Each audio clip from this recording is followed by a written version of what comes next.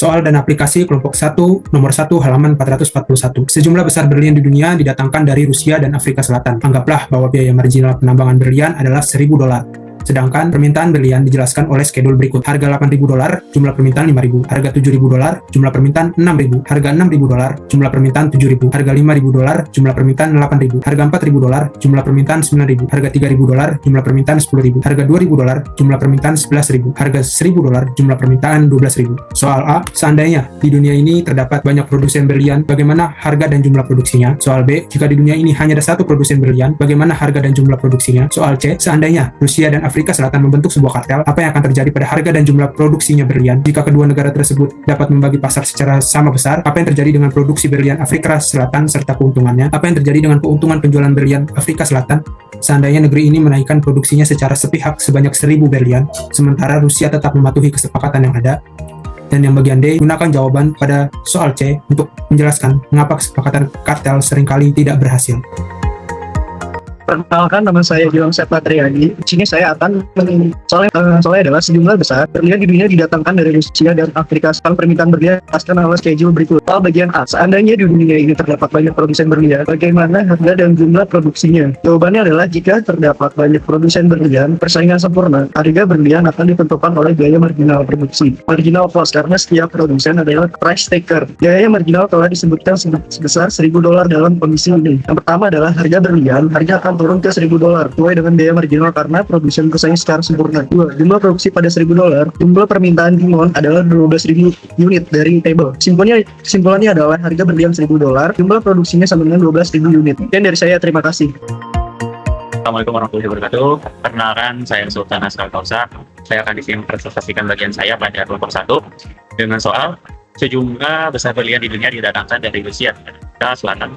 Anggaplah biaya marginal penambangan atau MC adalah $1.000, sedangkan permintaan berlian dijelaskan oleh schedule berikut, yaitu pada table sebelah gambar sebelah kanan. Oke, kita next. Nah, jika di dunia hanya ada satu produsen berlian, bagaimana harga dan jumlah produksinya? Jika hanya satu produsen atau biasa kita sebut adalah monopoli, untuk menentukan harga dan jumlah produksi, kita perlu menghitung pendapatan marginal atau MR dari schedule permintaan table sebelumnya.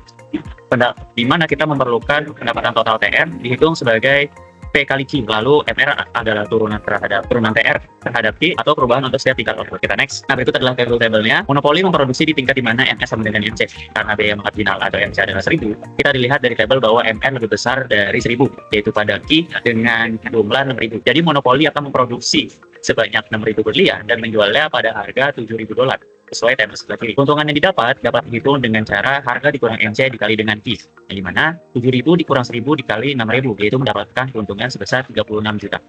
Jadi itulah jawaban dari bagian B. Kurang lebih terima kasih. Wassalamualaikum warahmatullahi wabarakatuh.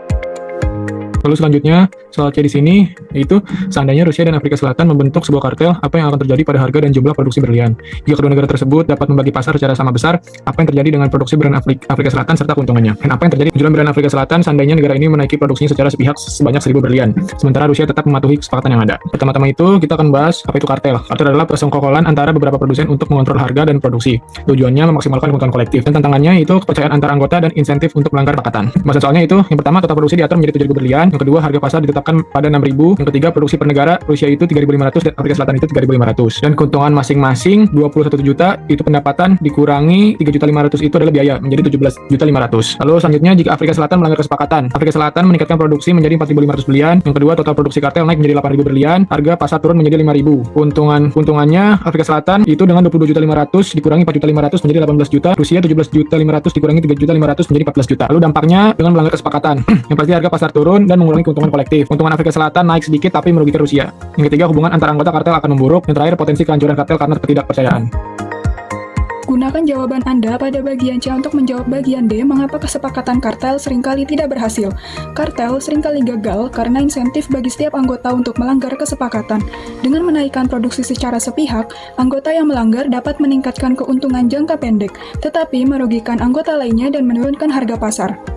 Hal ini menunjukkan ketidakstabilan intrinsik dalam perjanjian kartel, terutama jika tidak ada mekanisme untuk menegakkan kepatuhan, seperti yang diilustrasikan oleh Afrika Selatan pada bagian C.